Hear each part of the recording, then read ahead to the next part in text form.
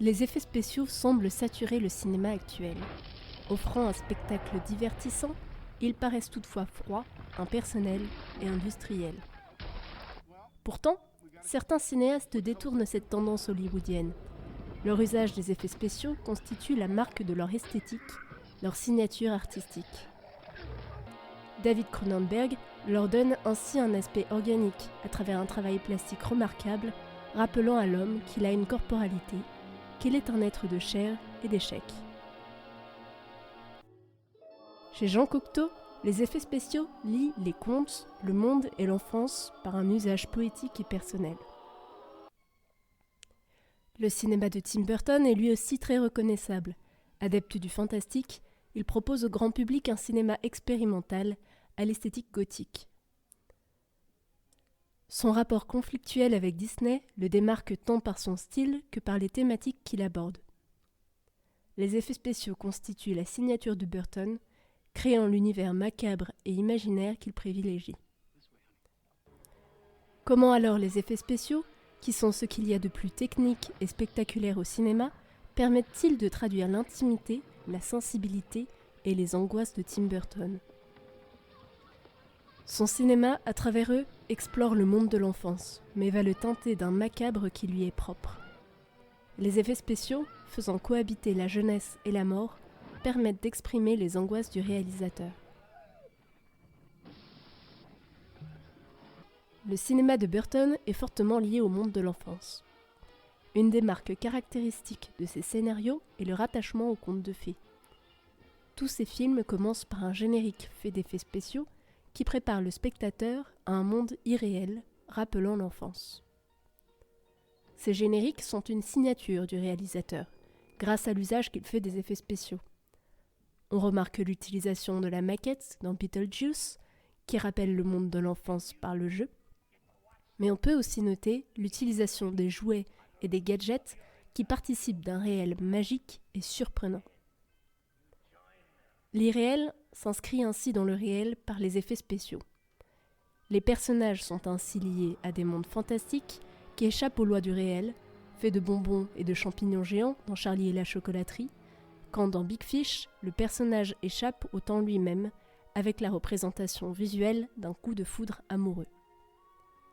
Burton crée donc des mondes qui viennent directement de son imagination et de celle du spectateur et qui sont rendus possibles par les effets spéciaux. Ceux-ci permettent tout, que ce soit l'arrivée d'extraterrestres sur Terre dans Mars Attacks ou le vol d'un ascenseur de verre dans Charlie et la chocolaterie. Burton s'empare ainsi du genre enfantin qu'est le conte, mais le transforme perpétuellement en y ajoutant un aspect macabre. En effet, le registre macabre revisite l'enfance, pour le meilleur et pour le pire, ce qui constitue une signature purement burtonienne. Le conte traditionnel est revisité en mêlant le féerique au funeste. Les couleurs, les jouets, les gadgets perdent leur caractère enfantin pour devenir criminels. Ainsi, l'emploi du maquillage donne à voir la laideur, la défiguration des personnages, leur donnant un physique sombre et effrayant. Dans Édouard aux mains d'argent, par exemple, la naïveté et l'innocence du personnage tranchent avec son physique monstrueux, son corps lacéré, recouvert de cicatrices, ses ciseaux comparables à des armes. On a là un exemple du travail du monstrueux et du macabre qui teinte le cinéma de Burton.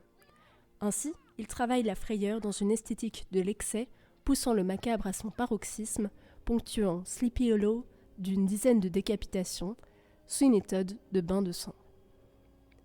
On retrouve là le genre gothique, qui est l'un des axes majeurs de l'esthétique du réalisateur, mais qui reste lié à l'esthétique enfantine, ainsi revisitée par la cohabitation à l'image de ces deux genres. Passant du macabre au rire, de l'épouvante au grotesque, du surréalisme des séquences d'animation à une froide réalité mortelle, Burton lie les contraires.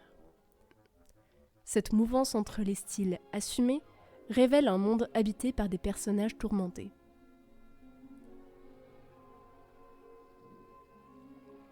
Tim Burton réaffirme à l'image la présence de ceux qu'on a tendance à oublier, à vouloir faire disparaître. L'usage des effets spéciaux rappelle l'existence d'une altérité, composante du regard critique porté par Burton sur le monde qu'on habite. Il remet sur le devant de la scène les exclus de la société qui, en devenant des monstres, deviennent quelqu'un. Le récit et les paysages burtoniens s'affirment comme révélateurs du mal-être des héros et du bouleversement social que subit alors une société hantée. Le succès échappe aux héros de Burton. Profondément mélancoliques, dépressifs inguérissables, ils sont les témoins de l'âme angoissée du cinéaste. Celui-ci, face à un monde qui l'exclut et l'effraie, se réfugie alors dans un monde fictif, imaginaire, où la mort n'a pas de prise. Dans Big Fish, le personnage principal sur le point de mourir revit les instants de sa vie avec fantaisie et légèreté. Tim Burton réinjecte de la couleur dans un monde terne où il ne trouve pas sa place. La différence, par les effets spéciaux, s'installe dans l'image tout en démontant les artifices. On pourrait dire que Tim Burton est davantage accessoiriste que metteur en scène, décorateur que cinéaste, maquilleur que dramaturge. Il le revendique, et en fait même, dès ses premiers films, le cœur de son projet cinématographique. Humour macabre tonitruant, des personnages étranges et hauts en couleur, une ambiance oscillante entre farce, épouvante et retour vers l'enfance, voilà le cœur du cinéma burtonien.